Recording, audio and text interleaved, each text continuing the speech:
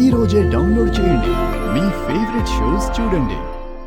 కోరుకున్న వాడితో రాత్రంతా ఉంటే ఎంత బాగుంటుందో రాత్రే నేను చూశాను బావా. బావా, ఈ మట్టి రాళ్లున్నాయే అవన్నీ మెత్తని పరుపులా అనిపించాయి బావా. ఇదిగో మర్యాదగా ఉండదు, ఏదేదో ఊహించుకుని చెప్పకు. అంతా గుర్తు తెచ్చుకుని మరీ చెప్తున్నాను బావా. నేనేమో ఆకలి అన్నాను, అది మరి నీకు ఎలా అర్థం అయిందో ఏమో. నువ్వు వెళ్ళి ఎరుపెక్కిన కాయలు తెచ్చావు, అవి తిన్నాక నా చెంపలు ఎరుపెక్కాయి. ఎరుపెక్కిన నా చెంపలు చూసి నీ కళ్ళు కైపెక్కాయి. ఆ తర్వాత ఒకరి మీద ఒకరు. ఏ బుక్ లో చదివా ఇక్కడ అప్పచెప్తున్నావు?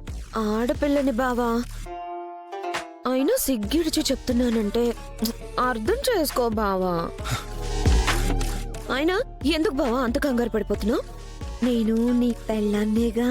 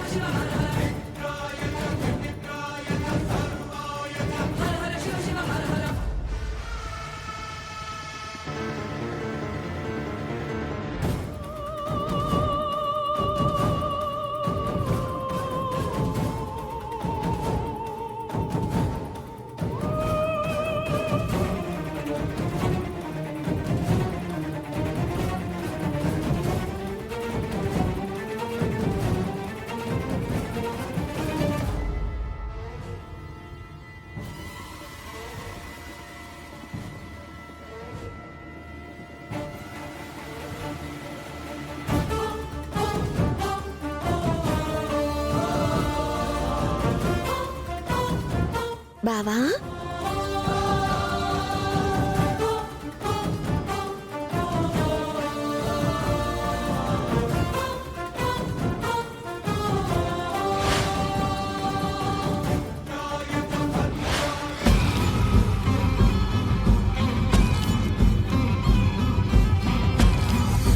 జరగాల్సిందేలాగూ జరిగిపోయింది కదా బావా.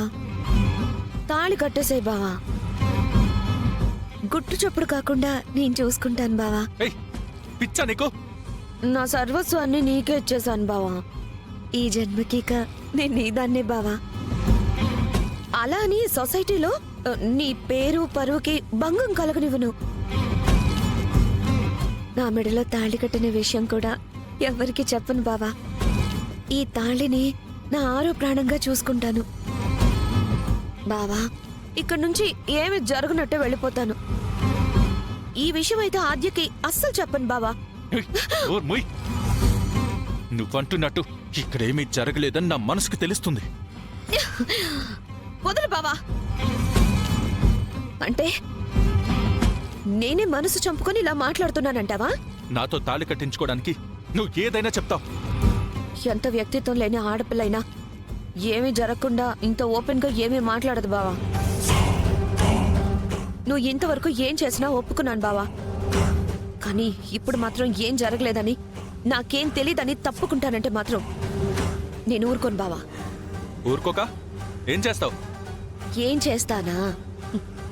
నేరుగా పెద్దనాన్న దగ్గరికే వెళ్తాను. పెద్దనాన్నతోనే చెప్తాను, ఆయనే తేలుస్తారు.